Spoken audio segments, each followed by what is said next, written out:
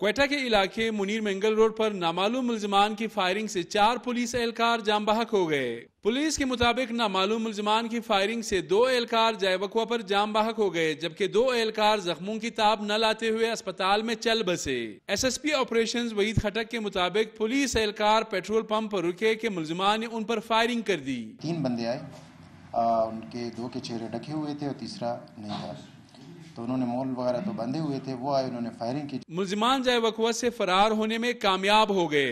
S S P operations Quetta Waheed Khattak کا کہنا تھا کہ دہشت گردی کا واقعہ اہلکاروں کی لاپرواہی کے باعث پیش آیا۔ کوئی بھی سستی جو ہوگی وہ ہمارے لیے، کوئی بھی نیگلیجنس، کوئی بھی خامی جو ہے وہ ہمارے لیے فیٹل ثابت ہوگی۔